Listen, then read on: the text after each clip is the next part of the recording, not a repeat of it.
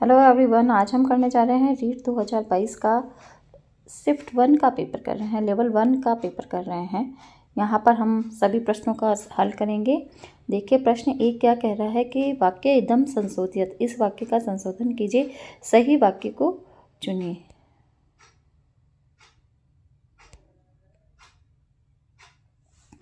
वाक्यम अहम त्वम च पठामि, मैं और तुम पढ़ते हैं, इसको संशोधित करना है तो इसका संशोधित रूप हो जाएगा अहम त्वम च पठावह। अहम पठामि तो रूप एक वचन के लिए आता है, अहम के लिए आता है, लेकिन यहाँ पर अहम त्वम च पठावह दो जने हैं तो अहम आवाम वयम पठामि पठाव पठामह, है ना, पठावह आएगा यहाँ पर।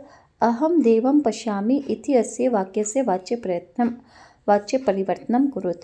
अहम देवं पश्यामि मया देवः दृश्यते, मया देवः दृश्यते। देखिए, वाच्य परिवर्तन करते समय जो प्रथमा होती है उसमें तृतीया में कन्वर्ट हो जाता है, जैसे अहम अवाम वयम माम अवाम अस्मान मया। तो जो प्रथमा विभक्ति होती है सब्जेक्ट में, वो तो तृतीया में बदल जाता है, और जिसमें द्वितीया होती है कर्म में, वो प्रथमा में बदल जाता है। और जो इसका जो है वो क्रिया का जो रूप है वो भाववाचक के रूप में आ जाता है। मया देवः दृश्यते, मेरे द्वारा देव को देखा जाता है। अहम देवम पश्यामि, मैं देव को देखता हूँ। वाच्य परिवर्तन एक तरीके से एक्टिव वॉइस पैसिव वॉइस जैसी बात हो गई कि मैं देवताओं को देखता हूँ और मेरे द्वारा देवताओं को देखा जाता है, जैसे, ठीक है। शुद्ध वाक्य मस्ती त्वम, शुद्ध वाक्य कौन सा है? त्वम पंच फलानि आनय, तुम 5 फलों को लाओ, है ना। त्वम पंचानि फलानि आनय, नहीं, यहाँ पर पंचानी नहीं होगा, पंच ही होगा।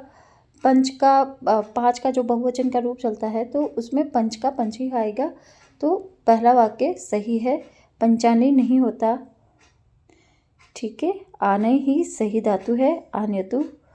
आनियामी नहीं होता, त्वम के साथ आनियामी नहीं होगा, आनियामी होता तो अहम होता यहाँ पर, ठीक है। तो इस प्रकार से इसे हम हल करते चलेंगे।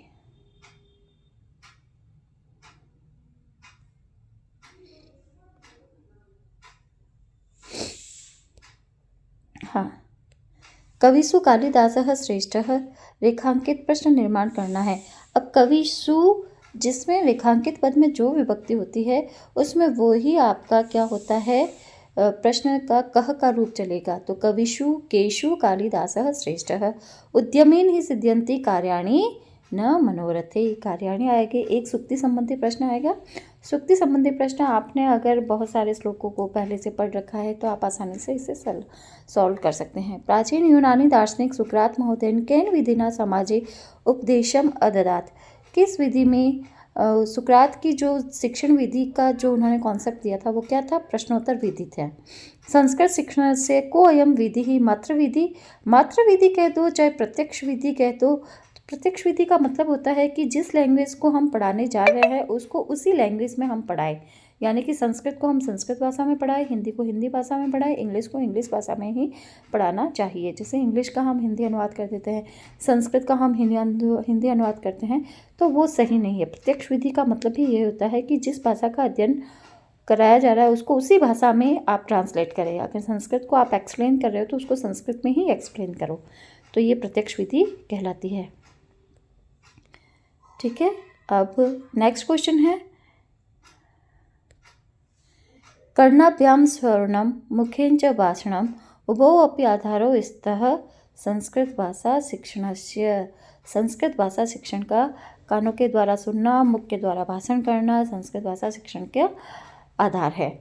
भाषा कौशलेषु अंतिम कौशलम विद्यते, देखिए भाषा शिक्षण का LSRW, listen, speak, reading, writing.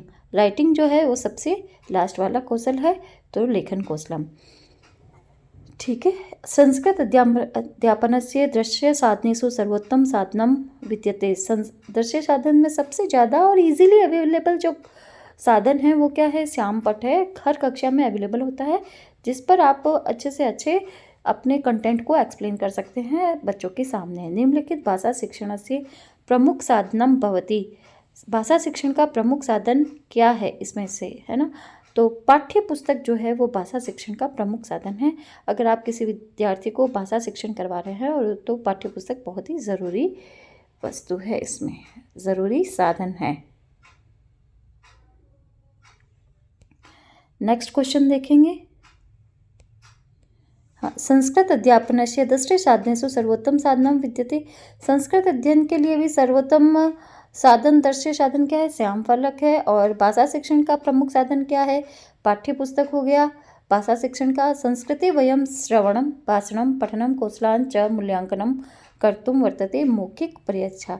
मौखिक परीक्षा में हम श्रवण भाषण पठन कौशल का मूल्यांकन कर सकते हैं। हम बच्चे का सुन भी सकते हैं, उससे बुलवा भी सकते हैं और बच्चे का हम रीडिंग भी करवा सकते हैं, लेकिन इसमें लेखन नहीं है तो लिखित परीक्षा का कंटेंट नहीं होगा। का परीक्षा वेद्या व्यापिका व्यवहारिका समदृष्टया। कौन सी जो परीक्षा की पद्धति है या मूल्यांकन की पद्धति है वो सबसे अधिक वैध कहलाती है? तो वो वस्तुनिष्ठ परीक्षा है। वस्तुनिष्ठ परीक्षा का मतलब हो गया ऑब्जेक्टिव टाइप, जैसे फिलअप्स हो गए, सत्य असत्य हो गए, टिक द करेक्ट आंसर हो गए। तो ये जो है वो वस्तुनिष्ठ परीक्षा होती है, ये सबसे ज़्यादा वैध होती है, व्यवहारिक होती है और इजी गोइंग भी होती है। पूर्णतया छात्र व्यक्तित्व मापयितुं शक्यते। किसमें हम छात्र के व्यक्तित्व को संपूर्ण रूप से माप सकते हैं, मेज़र कर सकते हैं? वो है मूल्यांकन पद्धति। उसमें हम अच्छे से इवेल्युएट कर सकते हैं कि बालक का जो सर्वांगीण विकास है वो किस रूप में हुआ है। ठीक है, तो और अंतिम यहाँ पर प्रश्न है, देखिए।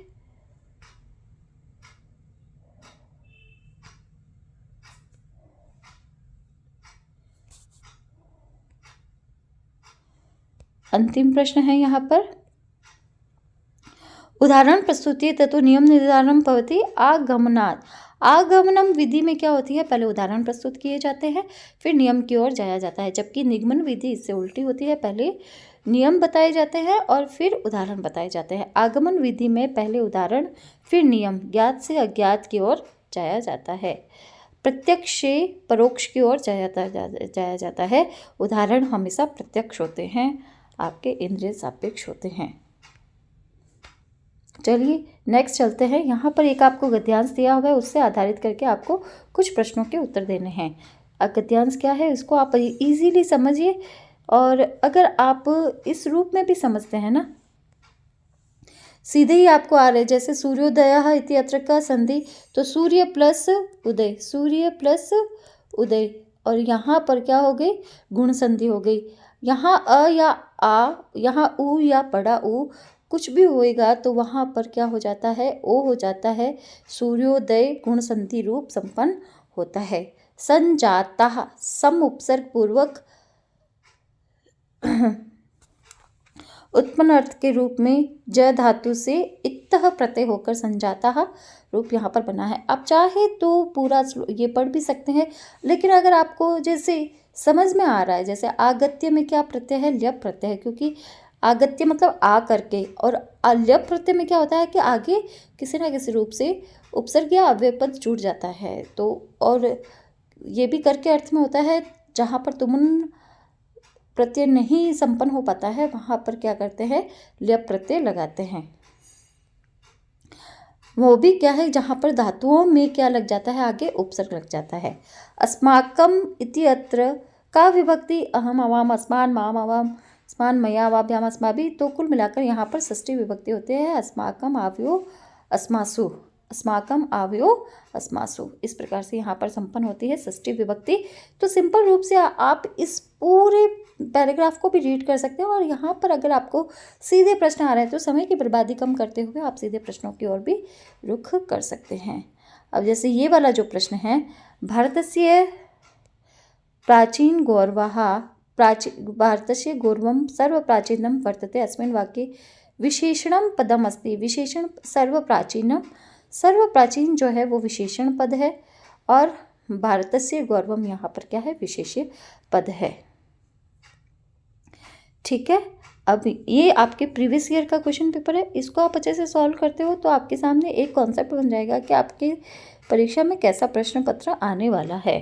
इसलिए प्रीवियस ईयर के प्रश्न पत्र को करना जरूरी होता है।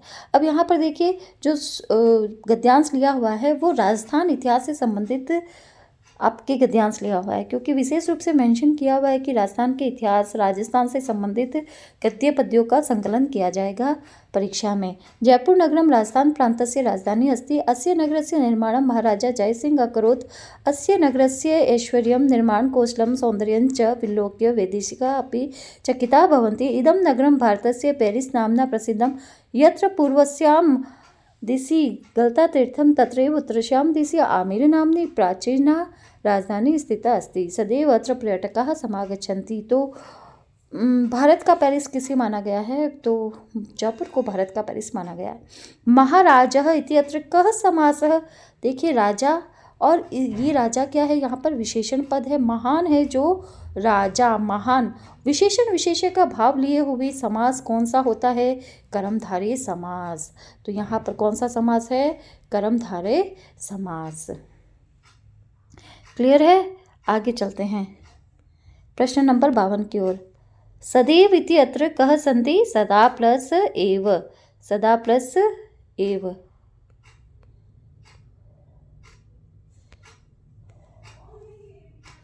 सदैव इति अत्र कः संधि? सदा प्लस एव, सदा प्लस एव, सदैव।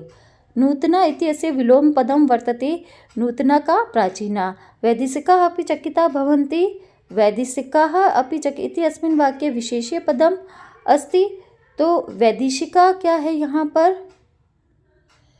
विशेष्य पद है। विशेष्य पद मतलब जिसकी विशेषता बताई जा रही है, और विशेषण पद क्या हो गया? चकिता, यहाँ पर विशेषण पद हो गया।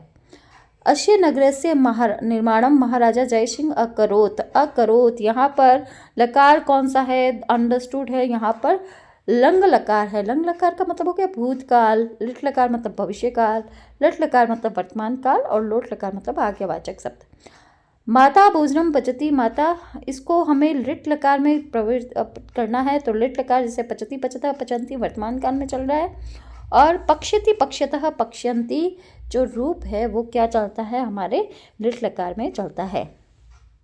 अब यहाँ पर 44 इस संख्या को क्या कहा जा रहा है भाई? आप बताइए जरा। 44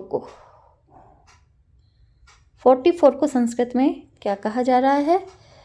देखिए संस्कृत में जो वंश वाला नंबर है उसको पहले लिया जाता है, चतुश्चत्वारिंशत्, चतुश्चत्वारिंशत्। अब जैसे यहाँ पर 44 है तो यहाँ पर ये वाला शब्द पहले आएगा, जबकि इंग्लिश में हम क्या बोलते हैं? ये वाला पहले बोलते हैं, 44 बोलते हैं, जबकि यहाँ पर चतुश्चत्वारिंशत् पहले 4 को बोलेंगे। जैसे 45 है तो पंचचत्वारिंशत्, 5 को पहले बोला हमने। जैसे 37 है, 7 को पहले बोलेंगे, सप्तत्रिंशत्। समझ में आ रहा है? इसको पहले बोलेंगे, जबकि इंग्लिश में हम क्या बोलते हैं? 37, 30 को पहले बोल रहे हैं। ये बात विशेष रूप से संख्यावाची शब्दों में हमें ध्यान रखना है। माहेश्वर सूत्रेषु एच प्रत्याहारस्य उचित कर्मः अस्ति, अयुण रिल ऋक ए ओंग ऐ औच, ए ओंग ऐ औच। एच प्रत्याहार का ये क्रम है। पुत्र पिता के साथ मंदिर में गया, पुत्रः पिता सह मंदिरम अगच्छत्।